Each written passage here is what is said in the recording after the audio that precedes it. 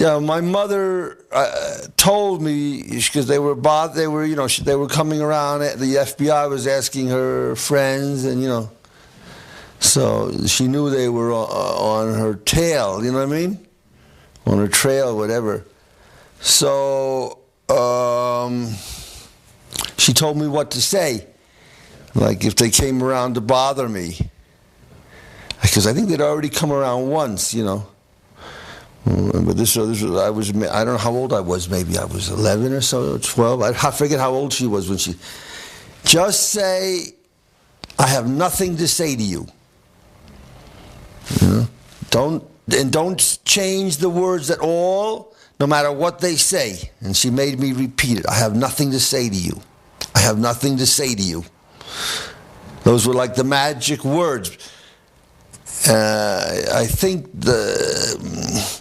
those were the words that had been recommended by people who had been who were being prosecuted, persecuted, investigated, whatever, by the FBI. They had found those were the magic words. Because if you say, I don't know anything about it, they can then later accuse you of lying, right? Maybe you do know something about it.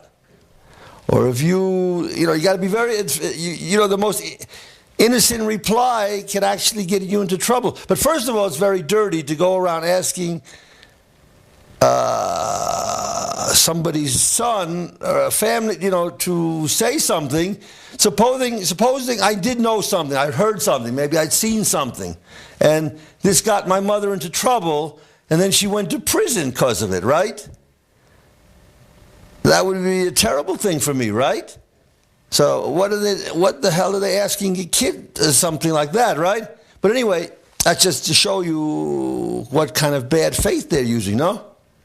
Did they ever come? But anyway, they came around, I think, and then I said, I have nothing to say to you. Then the FBI guy said to me, no, that's not what we only wanted, blah, blah, blah, blah, blah, blah, we only want, blah, blah. I said, I have nothing to say to you. And then he knew that I was prepared, and he looked at the other agent, and they shrugged their shoulders and left, I admire songwriters. I mean, I was just listening with Miyoko, this song today, the song by The Temptations, by Runaway Child Running Wild. You know that song? No. I have it. If you want to hear it, I can play it. But I really admire the creativity of these songs. This is a song about a kid who runs away from home, And what I admire is whoever made up this song, how did he think it's going to make money for him, right? Because a kid who runs away from home is not going to buy this record, right? That's right. So there's no money from him. And you would think a grown-up is not going to be interested in a song about a kid running away from home, right? So where's the money? But they see, but actually it's a kind of an allegory, about our lives. You know what I mean? Very deep. These songwriters I really respect, because this is hard work,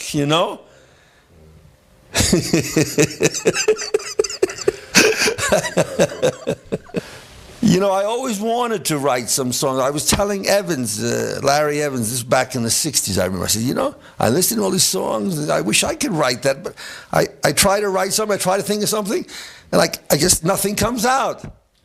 And he says, yeah, because you haven't lived. And I started thinking about it. He's right.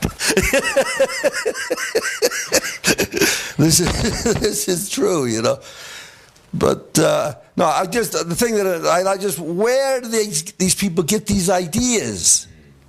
How do they know this is going to put money in their pocket? It's just the opposite of chess.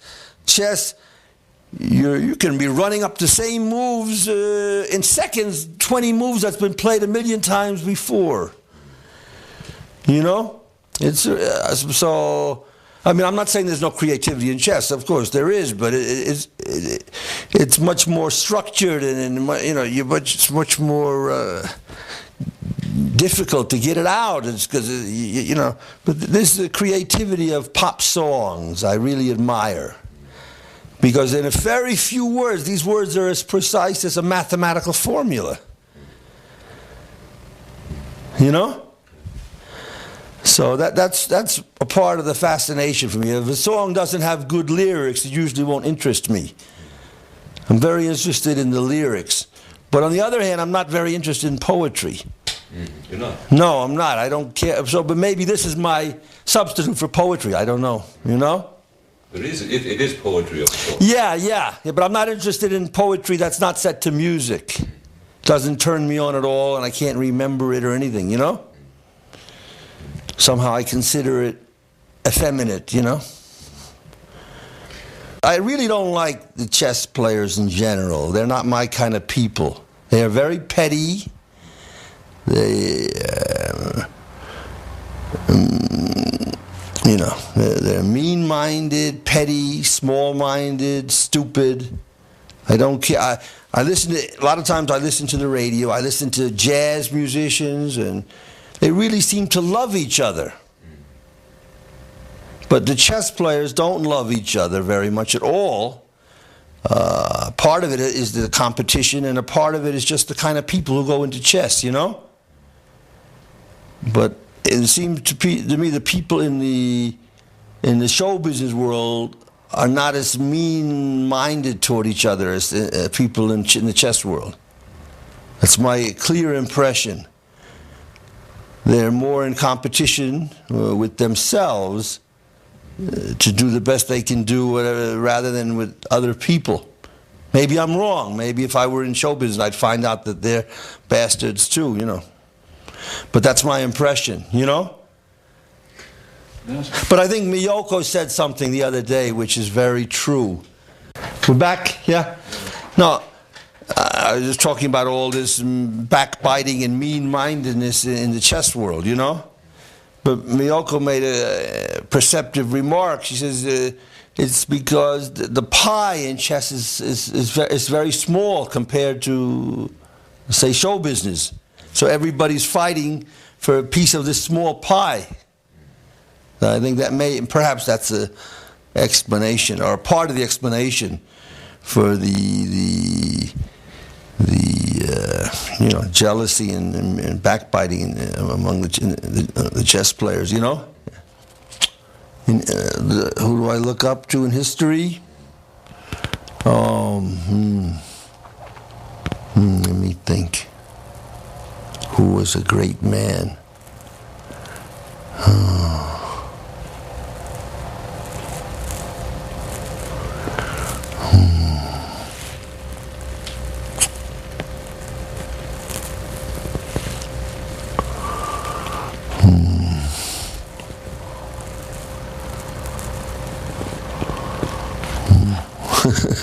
Nobody comes into mind? Yeah.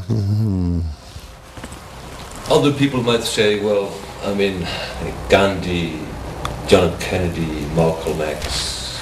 Yes, Malcolm X, I think, had real qualities of greatness. And I think he was evolving very much before his death. He had a very, narrow-minded, he was locked into a very narrow-minded religion, this black Muslims, Elijah Muhammad group.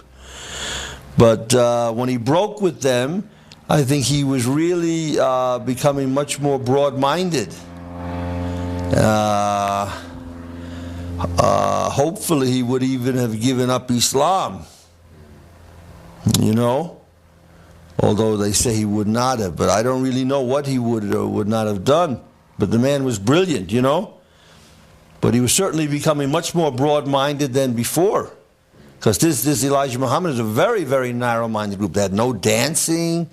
You couldn't go to see movies, Ridiculous. But he still proclaimed Islam to the end. But maybe he would have given that up.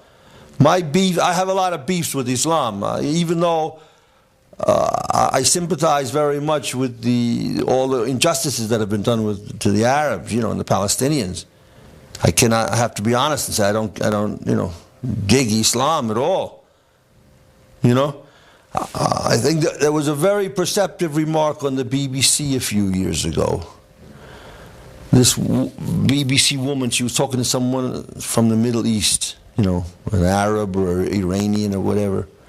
She said, this is all about Jew against Islam. That's what this whole problem in the Middle East is about.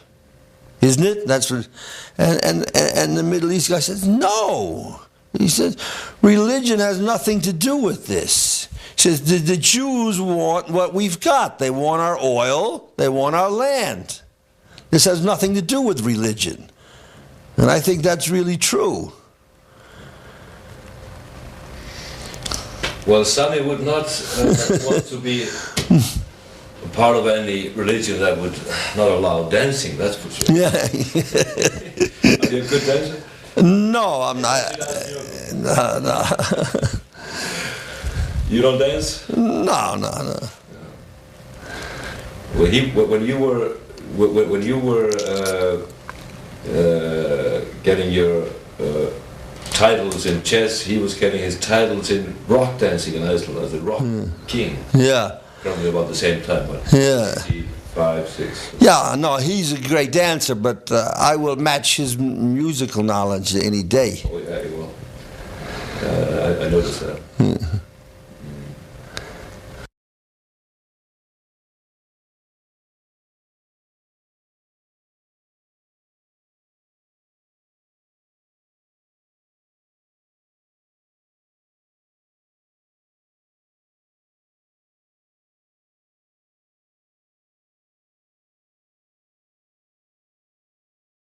Yeah, but let me finish what I was saying before. I'm not condoning this. I'm simply saying... But you are kind of condoning it by... I'm simply by your equivocal attitude. You are condoning it a bit. Bobby, I'm trying to, to form a rational view of this, not this completely impulsive, complete lack of inhibition, you know, corporalia that you use about everything. What is that? A what? Corporalia? Corporalia. What is that? That's just profanity. Corporalia. Corporalia. Was that Latin? That is Latin. That is what you almost... Corporalaria. Yeah. Coprolaria. Lalia. Coprolalia. What does that mean in Latin? That means basically string of profanities. That is what the people with Tourette syndrome... No, but what does it mean in English, the words coprolalia? Corporalalia, that means it is basically fecal language. Fecal language. Yeah, basically, you know... you know, you basically... Fecal, you know what fecal is? Shit. You basically, you know, give the impression now and then that you have Tourette syndrome, all right? Yeah, I know. The Jews are saying that about me in many places. They do? Yes, many places. That's their latest line. Is that you have Tourette? Yes, Tourette syndrome. I looked it up later because they kept saying it about me so much. Named after some doctor, right? Gilles de Tourette. Yeah. They were upset about the way I say Jews, you know. They were spelling it J-O-O-Z, the way he says it, you know. They didn't like it.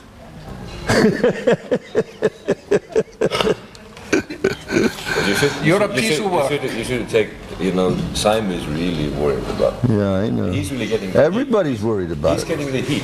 So everybody's worried, but, you know, I wish people were so upset about these Jewish crimes against me as they are worried about my answering back. You know? You are out of control, Bobby Fischer. Why don't people want to put these people who've committed these crimes against me in prison? Because basically what you are doing now is demanding that we put an entire nation in prison. Because you insist, have done so at least 10 times since we started to talk together, that all Jews are bad and all Jews are criminals. And your statements are so meaningless. Because you are using this judgment about everyone who belongs to, you know, to this nation, instead of focusing your anger at those who committed crime against you.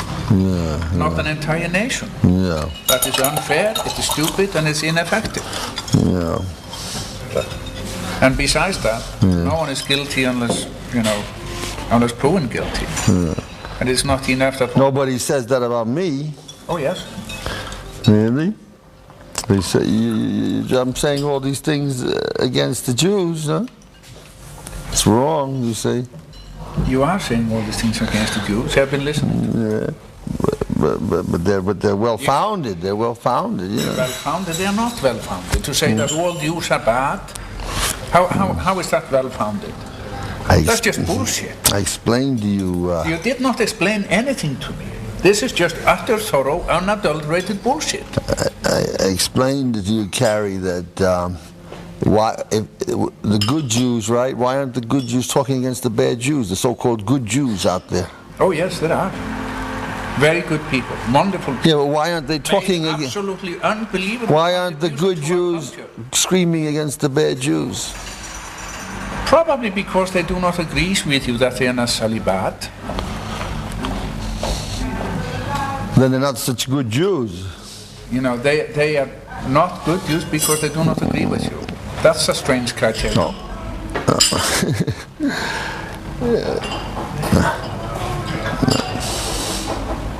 You're a debater. I'm not into debating. This is not good for me. I'm not. Just because you have no argument, you say you're just a debater. It's not good for me. When you're asked to support. No, what I'm saying. No. What I said is. What you said doesn't make any sense. Let's just eat and think about Fischer Roundup, which is a great invention. All these guys like Carrie, they in college they learn debating. Yeah, they actually learn debating.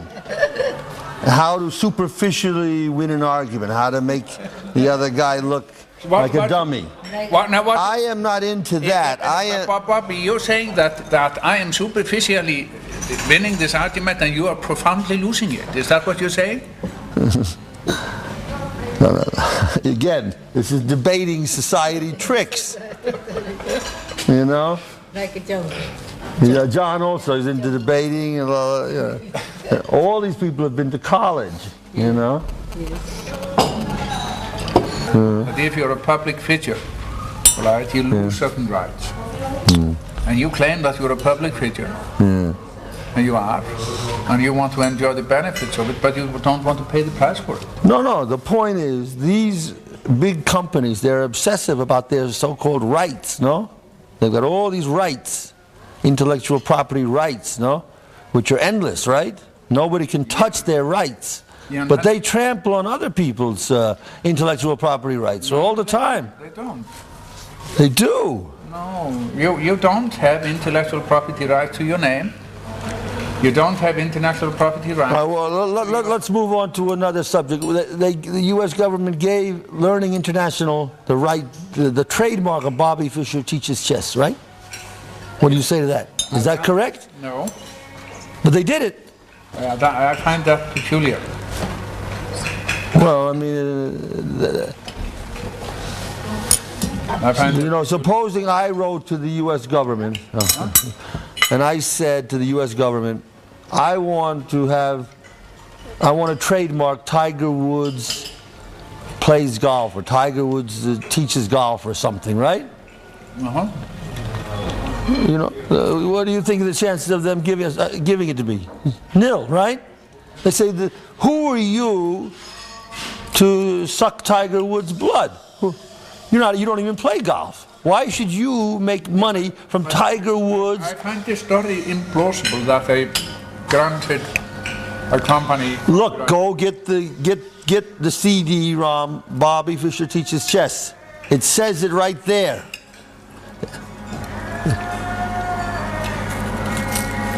Get it. It says it. I'm not making it up. Also, I saw in the newspaper that searching for Bobby Fischer also is a trademark of I think Viacom or Paramount Pictures. Also, it is a picture that has nothing to do with Bobby Fischer. But they have trademarked my name. Why can't I trademark Tiger Woods' name? I want to make money from Tiger Woods. I have a right to make money from him. I have a right to make millions and billions from Tiger Woods. Why can't I do that? He isn't doing so bad these days. Why can't I make billions from him? I have some good money-making ideas about making money from his name. You know? I want to make billions of dollars from Tiger Woods' name. Why can't I do that? Well, have you? I know I don't play golf or anything, but I have these money-making ideas. I want to make it. You know. Have you considered contesting those guys? As I told you, I don't have. If I'm gonna spend the rest of my life in court. I've already been in a number of lawsuits in America. And I always got laughed out of court, and it's completely controlled. It's a joke.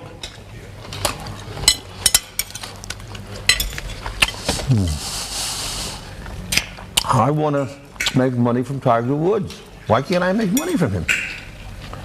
The fact that I never played golf, so what? I have a right to make money from him.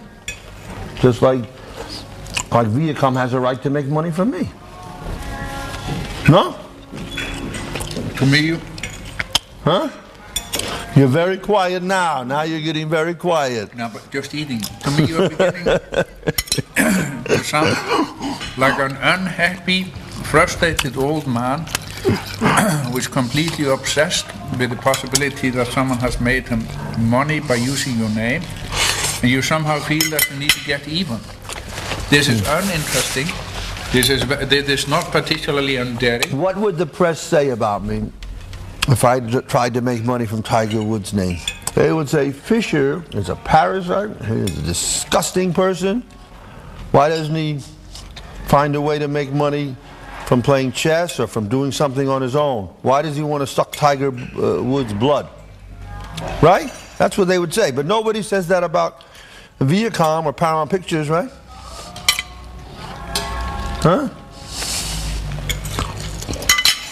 Or Learning International, right? Right. Huh? I know nothing about Learning International. They're the ones who got the trademark for Bobby Fischer Teaches Chess. I think that ought to be a very easy challenge in court. Why did the government? Why did the? Why? Cooperation with him. But Huh? were you at some time in cooperation with those guys? Yeah, I wrote the book. I mean, the Bobby Fischer Teaches Chess. That doesn't get, but there was never any talk about them having a trademark. I never gave them a trademark. Are you sure that was not the small letters? No, as a matter of fact, on the internet, I published the contract with with Learning International. That's right. Not in the small print at all. When you give somebody a trademark on your name, you're giving them carte blanche to use your name forever. That is not a trademark for your name, that's a trademark for the name of a book. Yeah, but they can take that trademark and they can make a CD-ROM. They can make anything they want with it. They can say this is a Bobby Fischer chess clock. I mean, Bobby Fischer Teaches Chess clock. This is a Bobby Fischer Teaches Chess sweater. This is a Bobby Fischer Teaches Chess whatever. This is Bobby Fischer Teaches Chess studio. Bobby Fischer Teaches Chess hotel. Bobby Fischer anything they want. I think, Bobby, it sounds like you just did not that you that you were not careful enough and you negotiated the deal with him. I never gave anybody the right to trademark my name, ever.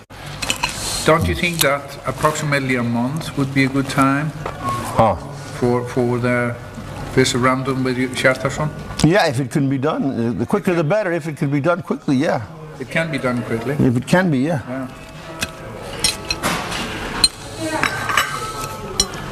But because of the influence that the Jewish community has on the media, lay low with your anti-Jewish comment until we are done with this, all right? No, this I can't promise, no. I'm not asking you to promise. I'm just telling you you do. Oh, I can't promise. You have been, because otherwise I will have to resort to physical violence. You will not. No, you understand what I'm saying. Yeah, I Otherwise understand, but otherwise I we will can't. not be able to cut a deal on this Yeah, with the television station, yeah. the international one. Maybe you have to find some Arab network or something.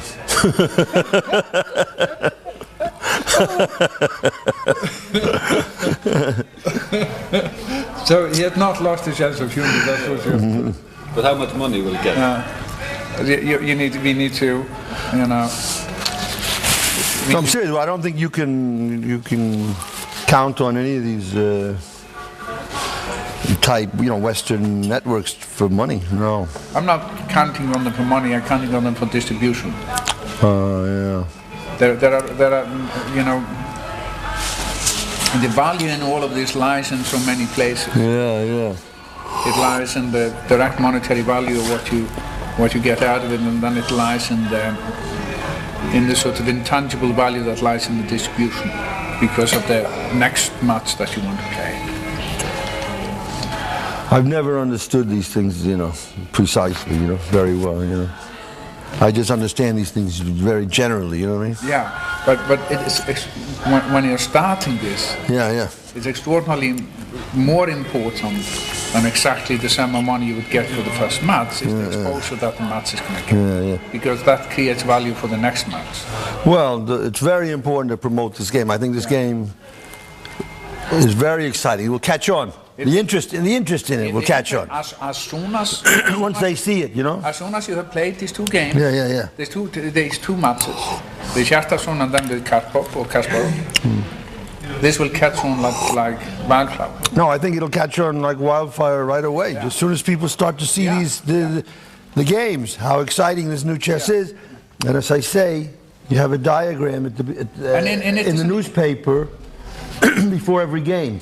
Yeah. The starting position. Yeah. I mean, you start just the diagram is so exciting, no? Yeah. Just to start thinking about the game even before it begins, right? Fischer, mind you. Well, you don't have that at all in the old chess, right? There's absolute.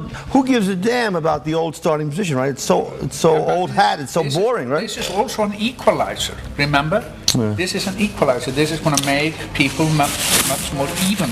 Yeah, right. I think we should call this a day. In the early afternoon tomorrow, we will meet with Hjartarson.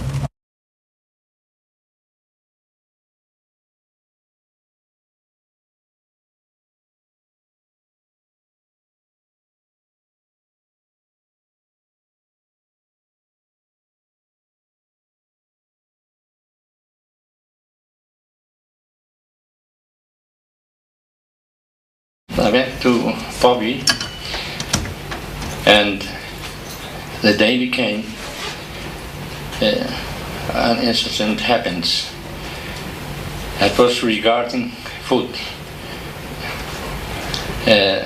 which I got just from Bobby. I wasn't there, but he said that the guard was sort of walking him because he walked by more than once, and he didn't give him any egg.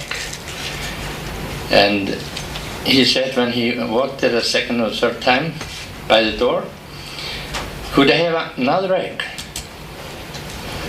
And he sort of smiled, so.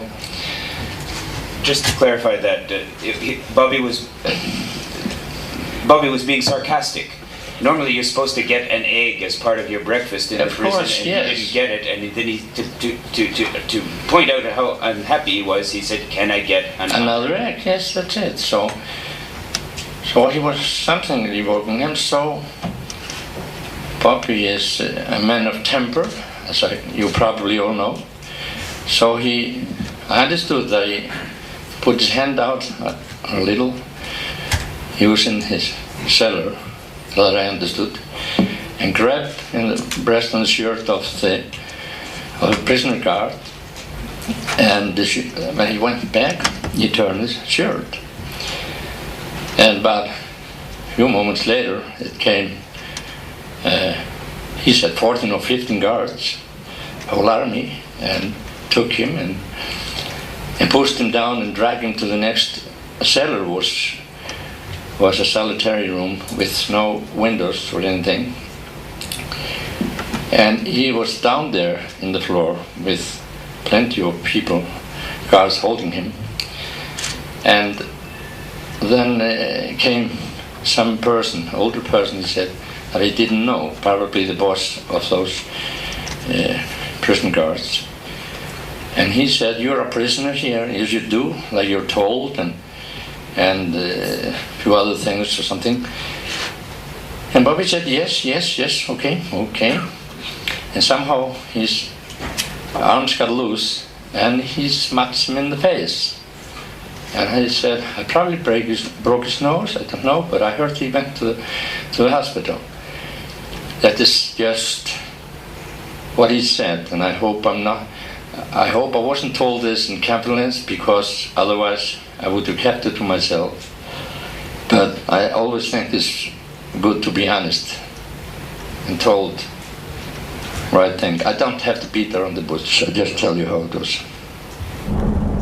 Oh, well, no, that wasn't really the egg. It was just I was getting angry, you know. That was the first incident. Yeah. I asked for some...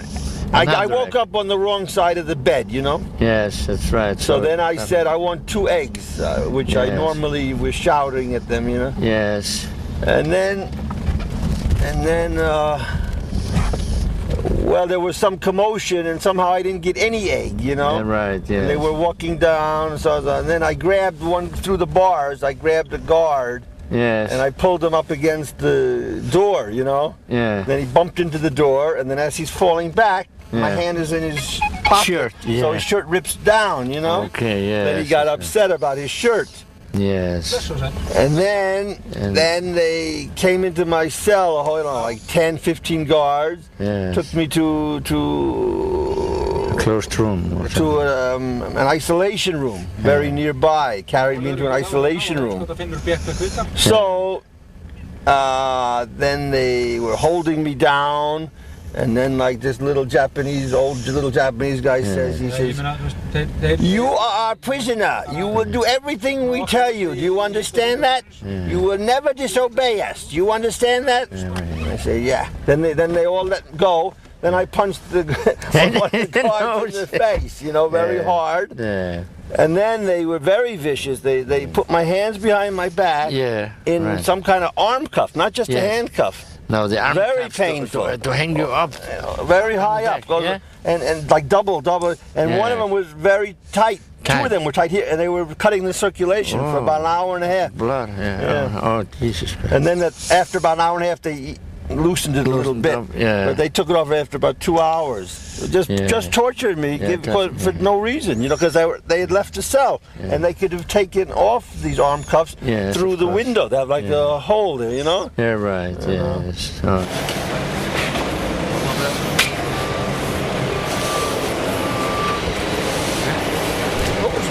Ett i orden.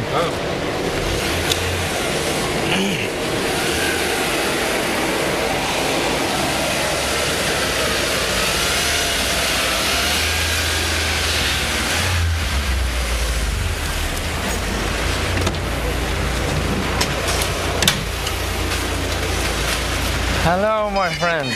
Hi. Hi. Hi, nice to meet you. Glad to see you. Yes. My friend. Oh, my friend. Last be free, my friend here. Come. May I give me a hug here a little bit? After all these years. Wait, my hat. Oh, there's your hat. Okay, get it. Okay, here you go. Okay, my friend. How you Give me doing? a hug. Give me a little hug. Okay, brother. Nice to see you after all this time. Oh, geez. Maybe you go to this car here. You put it probably in the back here.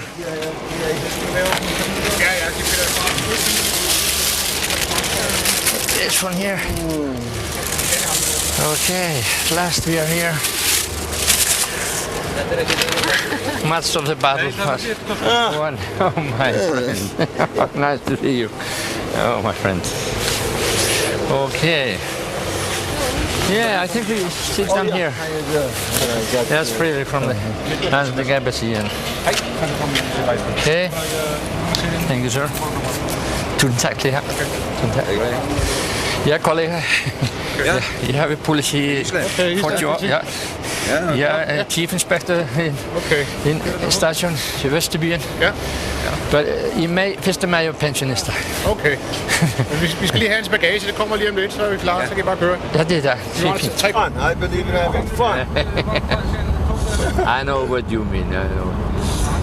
You know? Yes, I know. People don't know how long my memory is. I remember an interview Sammy Davis Jr. gave many years ago. Yes. I think it was in the National Enquirer. It was like on the front page of the National Enquirer. You know what he said? Yeah. No. America stinks. He said that? Yeah.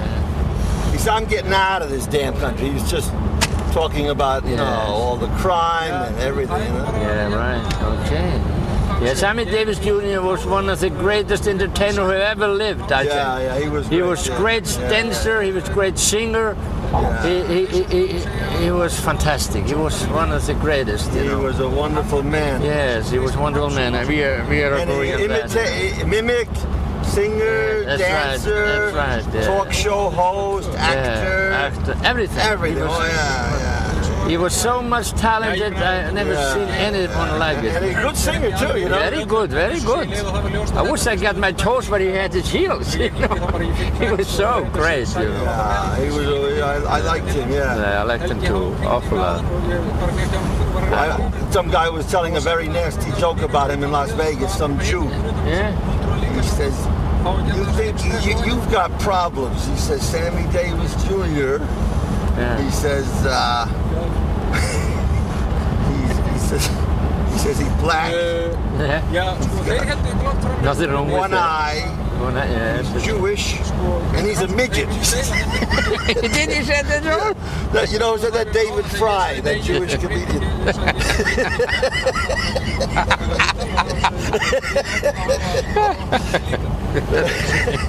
He's a midget, and he's black, with one eye, and he's Jewish. And he's Jewish.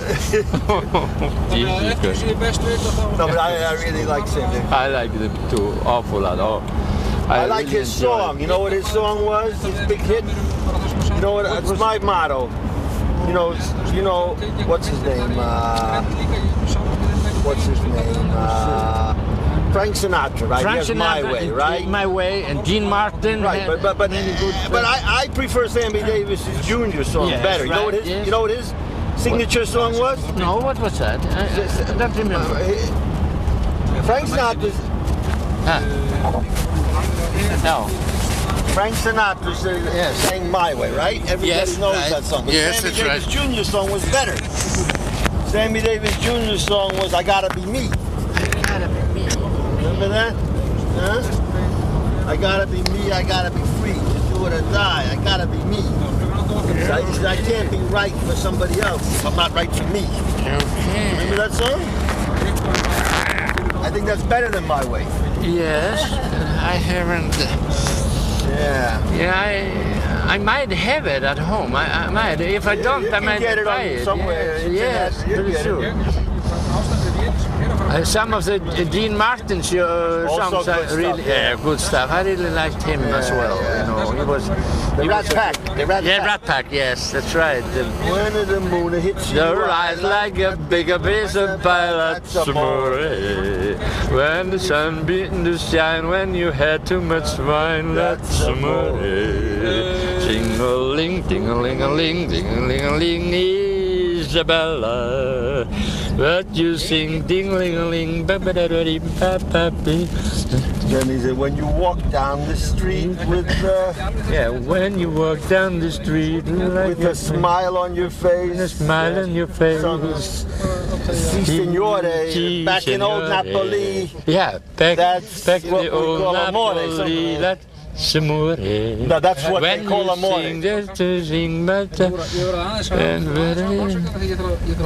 When you walk down the street like a When you walk down the street like a something. When you walk down the street like a Si signore, scusami, but you see, back in old Napoli, that's amore. That's right. Excuse me, yeah, that's one. Yeah, I have to. But you see, Back back to in see, old back Napoli. to old Napoli, that's amore. Oh, your eyes like a bigger piece of pie, that's amore. When the moon hits your eye like a big pizza pie. Like a bigger piece of pie, that's amore. When the sun starts to shine, when you had too much wine, that's amore. Ding-a-ling, ding-a-ling-a-ling. A lot of good songs. Isabella. Yeah, that's many good songs with Dean Martin, but I remember him, Dean Martin and Jerry Lewis. You yes, remember those Jerry Lewis, movies? yes, They yes, were good movies. Good movies. They were funny movies. Yes, great movies. But Dean Martin couldn't take Jerry Lewis because Jerry Lewis was like trying to hog the attention and the movies, you know? Right. Yeah, that's right. I remember that. That was really fantastic. I think they had a falling out too because Jerry Lewis is Jewish and Dean Martin is Italian, you know? Yeah, right. That's right. That's right. You know? Yeah, that's right. But they were a great team. Those They were guys. a funny team. Yeah. Team, you know. There's Rat Pack. I really enjoy that. They made a lot of movies. Yes. Remember, they made about 5 or 6 movies. Yes. Many movies. Yeah. Everybody, all of us kids were always waiting for their next movie. Yeah, that's right. Back in the 50s. That's right, in the 50s. That's right. Yeah. I really enjoy them because they were all good singers and they were funny, you know. Who else? Yeah. The Rat Pack. Dean Martin, that Jerry was, Lewis. Wasn't Sammy Davis Jr. Wasn't it Tony Bennett with it? Was Tony Bennett or Joey Bishop? Joey Bishop. He was. And that Kennedy guy yes, also. The Kennedy. Yeah. There was a Kennedy. Yes, that's right. His name. The name was Peter Lawford. Yeah. Peter Lawford. Peter Lawford. He was and married maybe to Ronald Reagan. I don't know. Maybe he was a part of it for a while. I'm not sure. Yeah. Peter Lawford, he was one of them. Yeah. He was acting in Lassie, you know, the dog Lassie. Remember that one? It's a little dog, you know. Collier, you know, as a little boy, he started there, you know, and he was married. Frank Sinatra was not all bad, you know. No. He gave a lot of money to a lot of people. Yes. He would read in the newspaper somebody had an accident or somebody had cancer. That's right. He was really would just helpful send them person. $10,000. That's right. Boom. It was very, very helpful. Yes. People you never heard of. That's just send right. them $10,000. That's right. It was not for publicity or anything. That's right. He was a kind man, you know. Yeah. It's very. If somebody really had it bad, you know, that's true. But he had very bad publicity for many years because he's Italian. Yes. And they said he was in the mafia. Yeah, that the mafia controlled him or whatever. That's right. There's something like that. And he had an arrest warrant in New Jersey. He could never go to the state of New Jersey because there was an arrest warrant for him because he did not testify about some mafia thing. Okay, I didn't. So he had very bad. Everything was. Frank Sinatra, Italian, mafia. Oh, it was then he married a Jewish woman. Her name was Marks. Okay. End of all this bad publicity till he died. Yeah, okay. Overnight. Yeah, overnight. They turned it off. Matilda, no? Matilda, she take me money and run Venezuela. Everybody, Matilda, she take me money and run Venezuela. Oh, now all my money is spent in vain. All my money is spent in vain, yes. I don't know. Matilda, she take me money and run Venezuela. Yeah.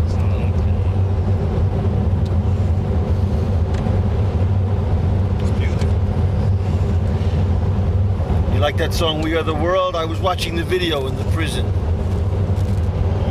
Oh, what film was that? What? No, the song "We Are the World," by that famous song about. We got the whole. No. We are the world, we are the children, Yeah, we are that's the ones fantastic. who make a brighter Yeah, day. that's So right. let's start giving.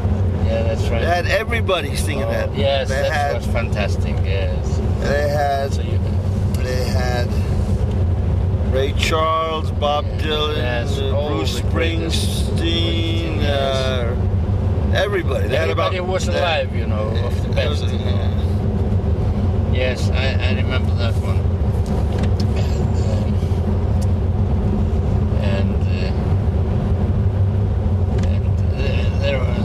There was another one there. You got the whole world. Oh yeah. Yes, and you got the whole wide world. Yes, and you got the whole world. Yes, and you got the whole wide world in his hands. He got you and me, brother. In his hands, he got you and me, brother. In his hands, he got you and me, brother. In his hands, he got the whole wide world in his hands. He got a little bitty baby. In his hands he got your little bitty baby. In his hands he got the little bitty baby. In his hands he got the whole wide world in his hand. He got everybody, and me, brother. In his hands he got you and me, brother. In his hands he got you and me, brother. In his hands he got the whole wide world in his hands. He got everybody here. In his hands he got everybody here. In his hands he got everybody here. In his hands he got the whole wide world in his hands. He got you and me, sister. In his hands he got you and me, sister. But I like a more biting music, you know. Yeah, okay. Too sweet for me.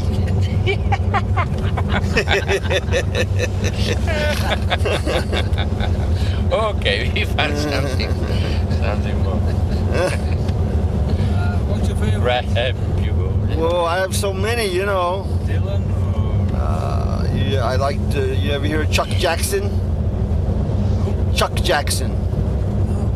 Yeah, he had the song "I Don't Want to Cry." Remember that? Then he had a song "Tell him I'm Not Home." Remember that? Each night when I call you on the phone, they tell me you're not at home. I'd feel better if you told me that I was on my own instead of standing in the background. Oh yeah, tell them I'm not home. You're never home when I call. Yeah, right.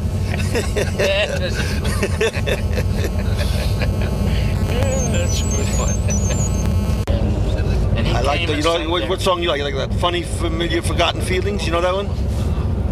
By Tom Jones? Yeah, funny, familiar, forgotten feelings keep walking all over my mind. Sex bombs, you know, sex bombs. I must go on, be strong, Right. though millions of teardrops may fall.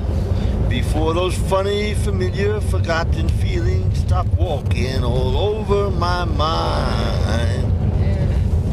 That was one. Then he had the green grass of home. And then the old hometown looks the same as I step down from the train. And there to greet me is my mama and my daddy. Down the road I look, and there runs Mary. Hair of gold and lips like cherries. It's good to touch the green grass of home.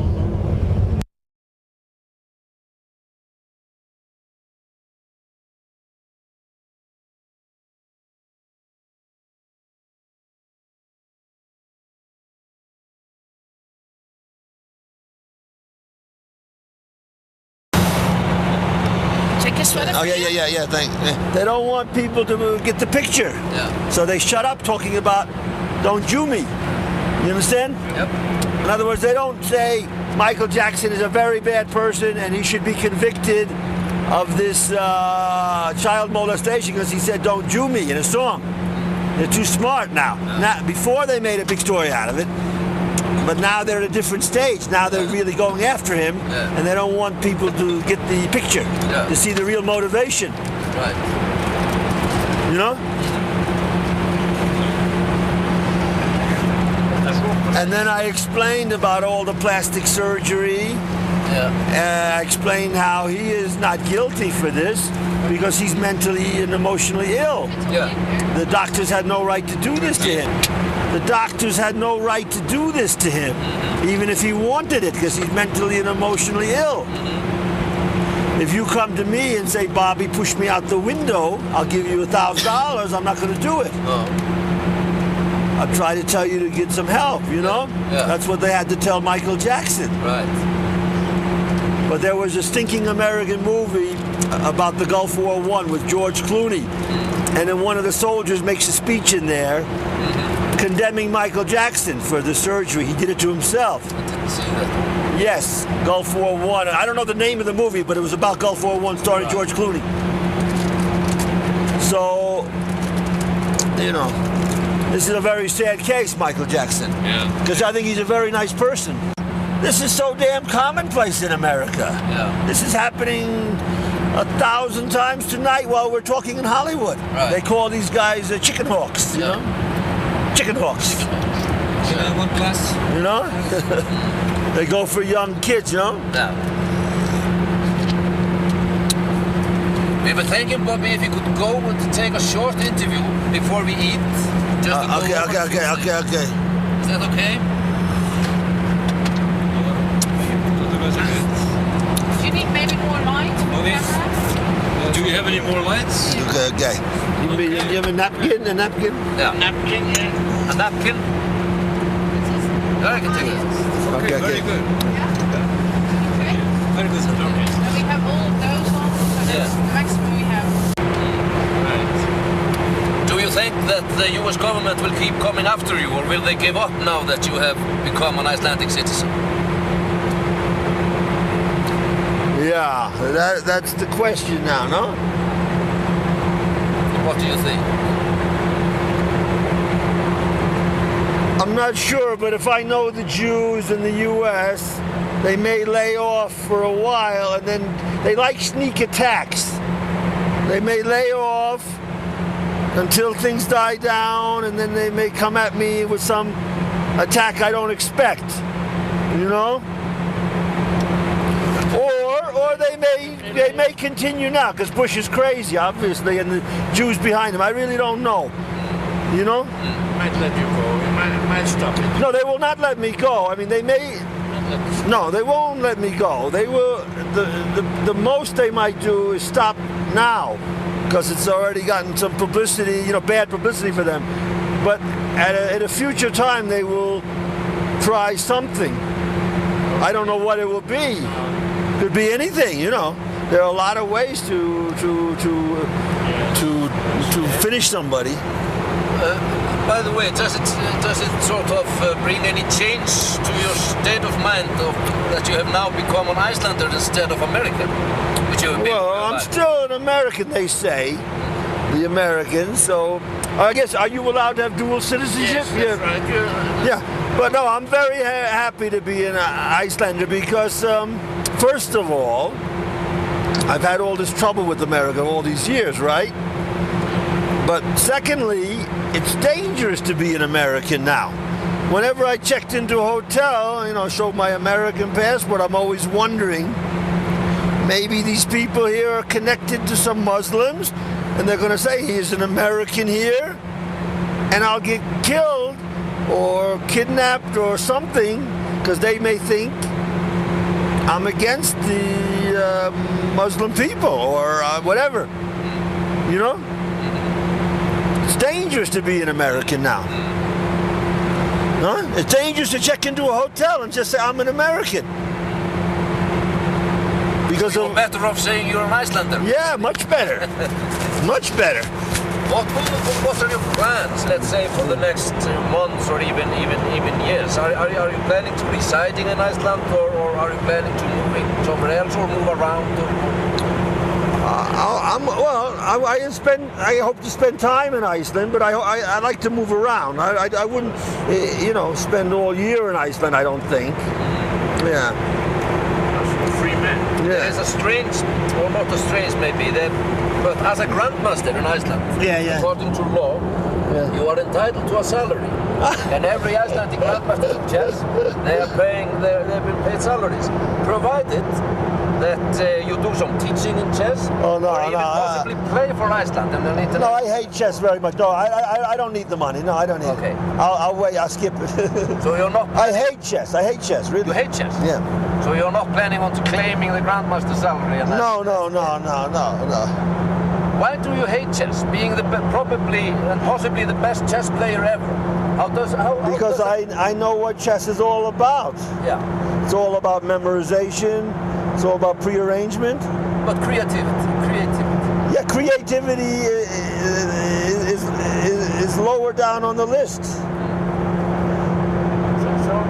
Yeah. But you did. You became world champion on creativity. Well, first of all, this is a long time ago when I played the Spassky the first match. And even the second match, it's already some time ago, 15 years ago, almost 13 years ago. And chess, just the last few years, has changed dramatically with all this computer stuff. But really, if you analyze chess objectively, very, very objectively, it's been a lousy game. Going back even to the time of Morphy, there was a lot of book. But there still is a place for talent, for creativity. It isn't all prearrangements, all theory, all... No, not all, of course, not all, I agree.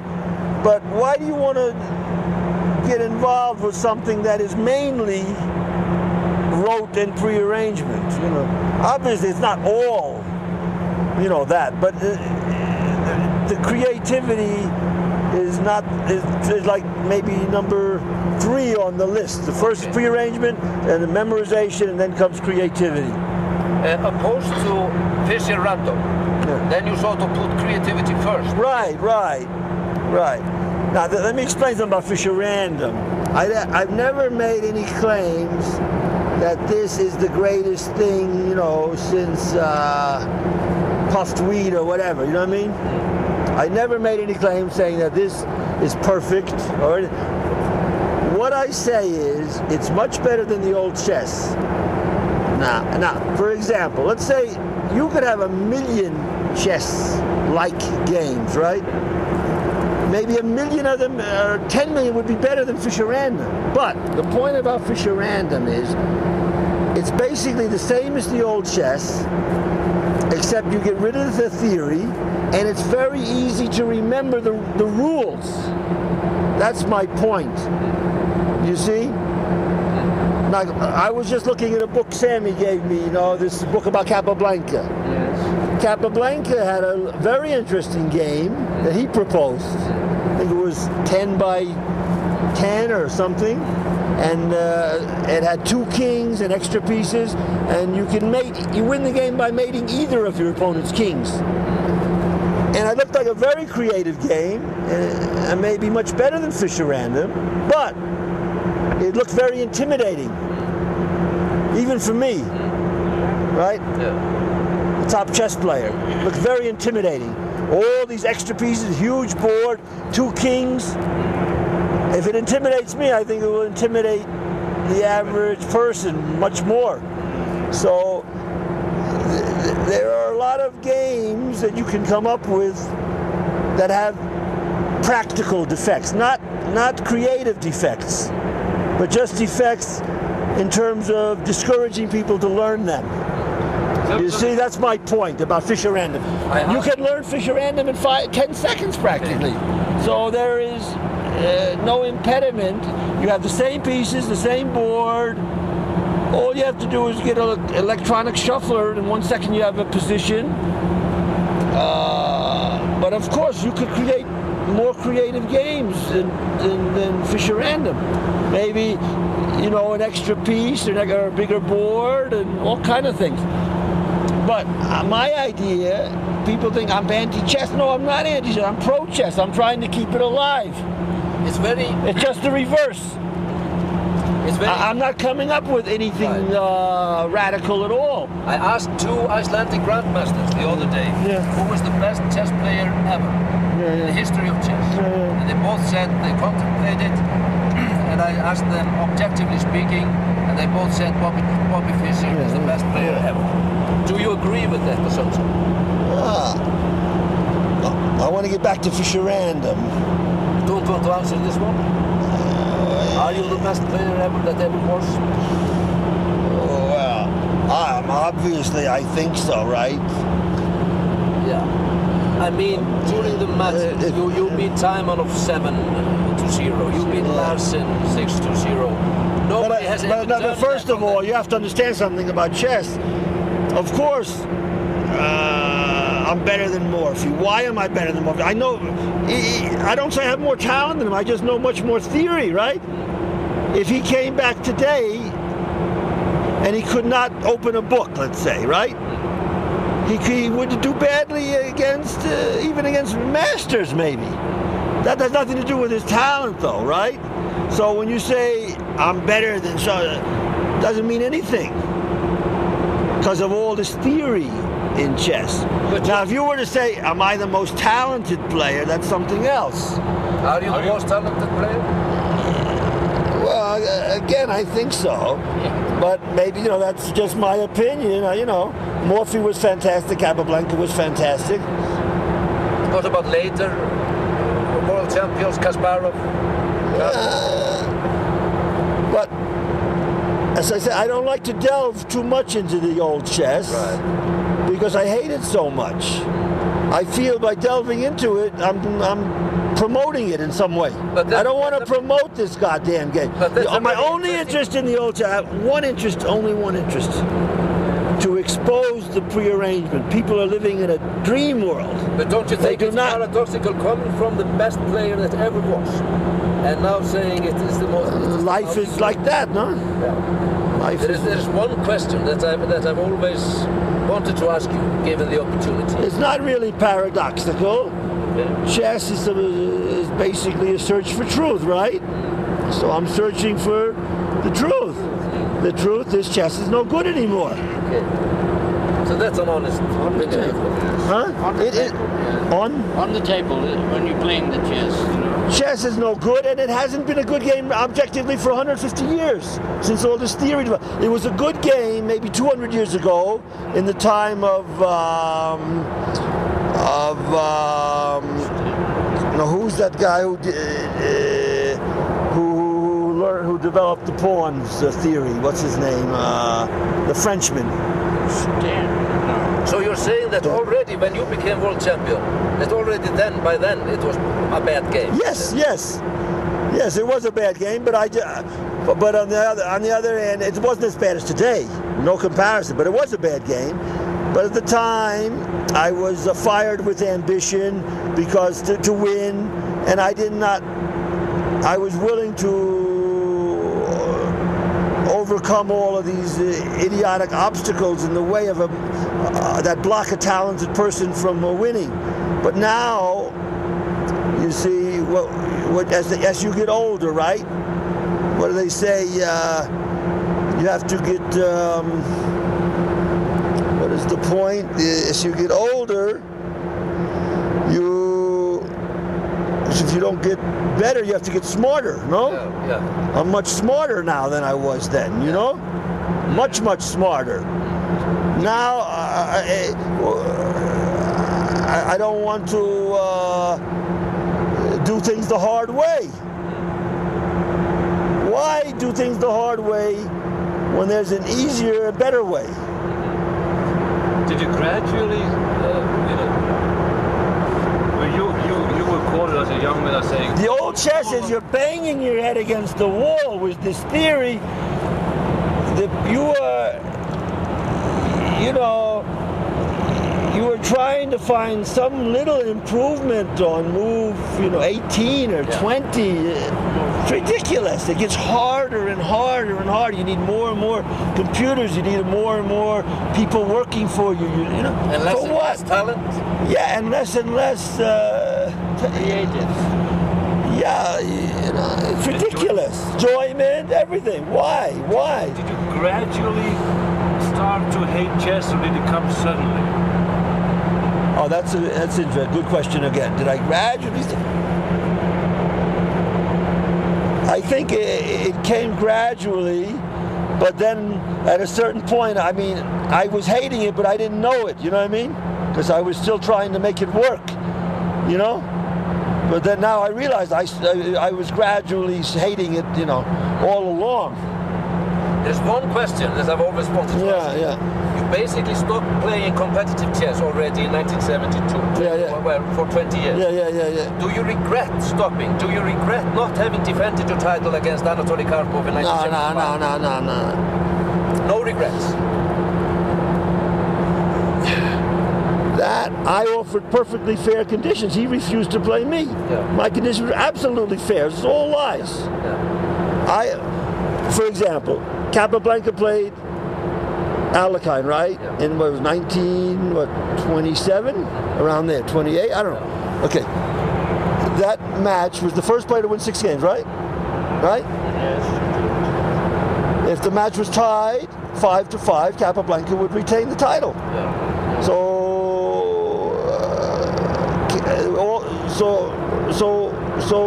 Alekhine would have had to win the match by at least 6-4, right? Yeah. But nobody ever has complained about that match. They all said that was a great match and it was a fair match.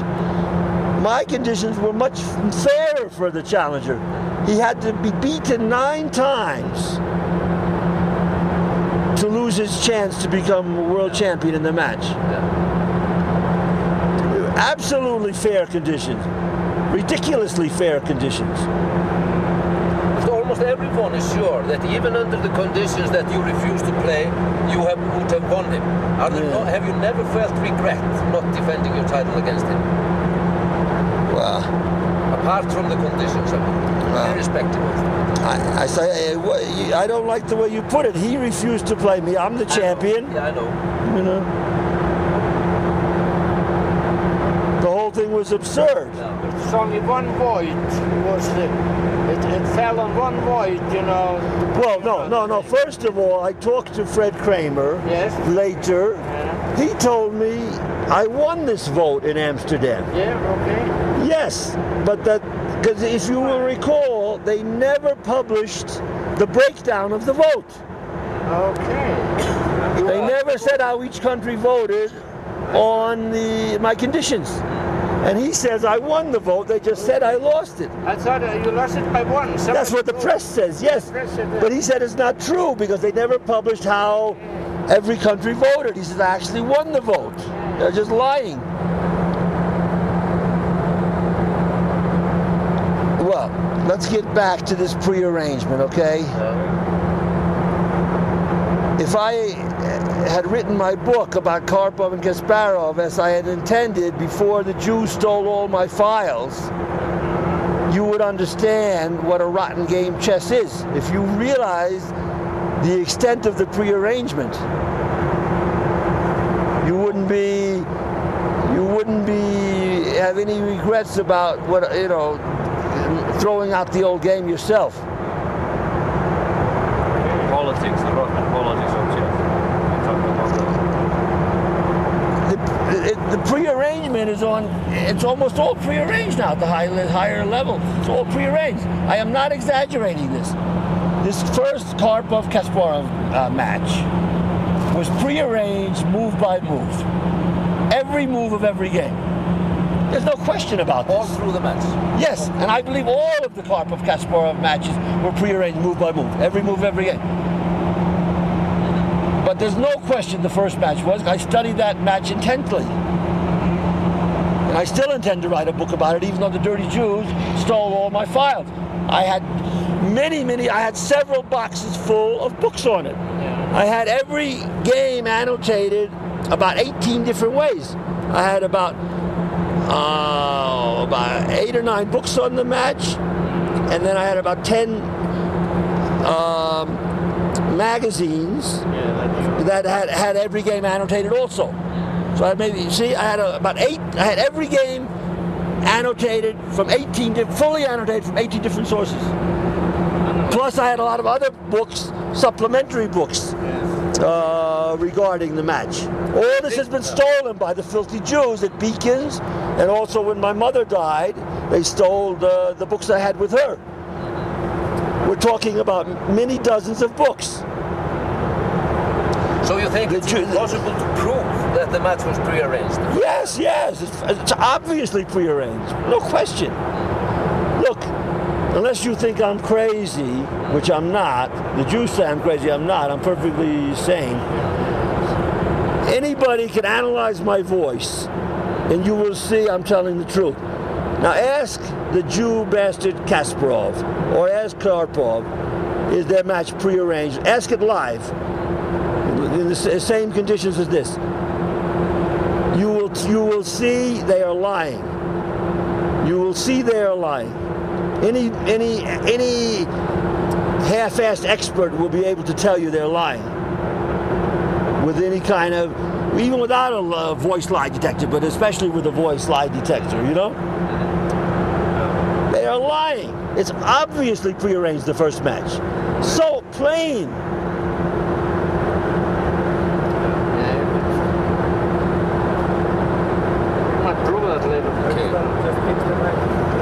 These people are crooks on a grand scale. Yeah, I understand, yes. But is it hard to prove? I mean, no, it's not hard to prove at all. I mean, it's not really. No, it's so obvious. No, I mean, you cannot prove it necessarily having a recording of Karpov and Kasparov talking, but like that. But you can prove it just the way you can prove in a trial that something happened without the guy, without having a recording somewhere of his confession privately or whatever, you know. No question. No, it's obvious as hell. Obvious as hell. To a totally different thing, yeah. Bobby. What about religion? Have you kept your faith? Is there a God somewhere? I'm not into religion at all right now, no. Not at all? No. I think all the holy books are bunk. But you think, is there a God somewhere, do you think? Well, I think the term God is a nonsense word, like Rajneesh says, the Indian guru. I think this is true. God is a nonsense word because, I mean, it doesn't have any one definition, first of all, right? Everybody has a different definition of what it means. But we don't know what's in the universe, no? Is there a higher power? Yeah, we don't know. We don't know. I don't know. Maybe there may be more advanced people, more advanced beings, you know? And they may communicate with us. They may, I don't know. Or, you know, it's all very mysterious. But I don't believe any of these holy books, let's put it that way. I think these books, I've completely outgrown them. They are all childish nonsense. Every so-called holy book is childish nonsense. You believe so? Yes. I've studied the Bible. I know the Bible quite well. I've also looked over some other so-called holy books. Yes. You know, there's so many so-called holy books. There's the Book of Moroni, there's the Koran. I've looked through these. They're all rubbish. Were you a religious man at any point in time? Did you believe in God? Well, I was following it for a while, yeah.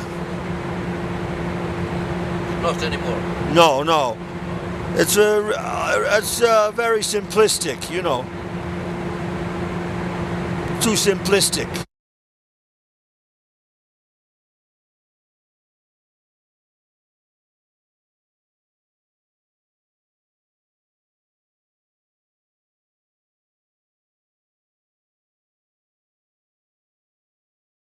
I really believe this did begin in June. At first I thought maybe it began even a few days before, or even the day they had me kidnapped, arrested me.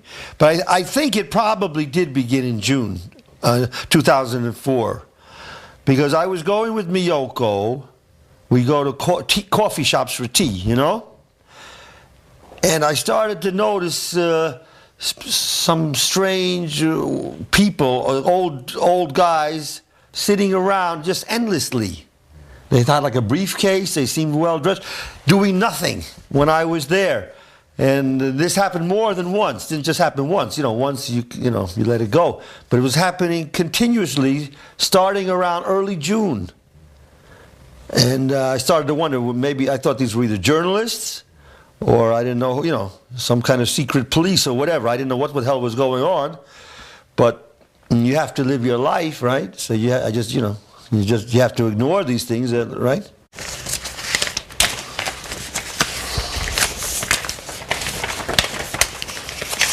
This? Oh, yeah, this one, okay. Yeah.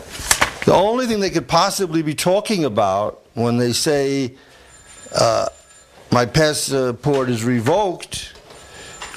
I'm sorry.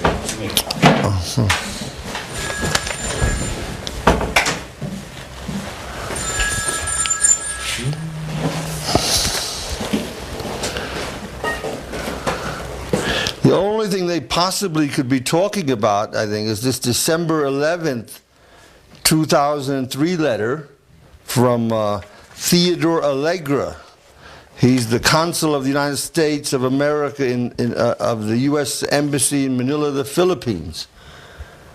Now, this letter I was given after I was arrested. The next day, I had never heard of it. And I never seen the letter, never heard anything about it, ever. Okay, so I think this I suppose would be their excuse for arresting me, but this letter is totally absurd. Totally absurd. First of all, it has no original signature, just a photocopy. You see? That is not, I was presented a photocopy of this letter. Yeah? It has no address to me. It just has Embassy of the United States of America on it. No address to me. And it has came with no envelope, no postmark, nothing. It was just presented to me. Well, first they physically forced me to, the guards. They came into my cell, dragged me to meet this guy called Peter, who supposedly is from the U.S. Embassy. He showed it to me at a distance. He didn't give it to me. And then a few minutes later, the guards gave me this letter. So this all happened on July 14th, 2004, the day after I'm arrested. I'm a prisoner already, right? And they give me this letter, it has no original signature, has no address to me, and it has no envelope, no postmark, nothing. It's what you're saying is that this is not, in your opinion, a photocopy of a signed original? In my opinion, this letter was not written when they say it was written, and there may not even be an original period. I think it's entirely possible they asked Allegra to sign the letter, and he refused because they wanted him to predate it back to December 11th, 2003. I think all of this, the decision to arrest me and everything, came much, much later. I think in June or July even of 2004. So there was no revocation, there was nothing until then. You see? And there was no attempt made to get this letter from December 11th, supposed letter from December 11th to you at all? No, absolutely not, no. And all of the indications are that there was no revocation on December 11th because I was traveling all over the world for many months after this. I mean, so this entire arrest is just based on lies by the U.S. government, and there's some letters that I got later, much later, that were sent by the U.S. government to to the Japanese Ministry of Justice. I got copies of those letters. But all of this, I believe, started in June or July. The decision to try and get me arrested by the U.S. government started in June or July. I think this is quite clear. But why would they date it backwards, the letter, if because it ties in with this arrest. This says, when I entered April 15th, 2004, I entered, my passport was not valid. You see? They wanted to say, not only isn't your passport valid, but you were traveling on a revoked passport, sin of sins, right? But first place it was not revoked. Second place I wasn't traveling on a revoked passport, And, I mean, were you hard to get hold of? I mean, oh yeah, that's a good question. Later on, I got these letters from the U.S. government to the Japanese Ministry of Justice, and the U.S. government simply lied to the Ministry of Justice about that. All right, thank you. And this, let's see. Okay, I'll put this here. This is a mess here. This is, oh my God. Okay, here. Later on, in about August, sometime in August, I got letters from photocopies of letters that the U.S. Embassy in Japan, in Tokyo, had written to the Ministry of Justice. There are 2 letters. Okay.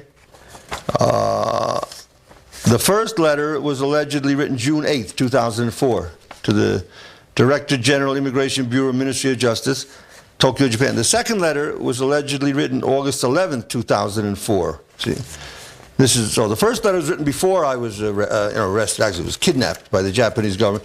The second letter was written after, right? August 11th, 2004.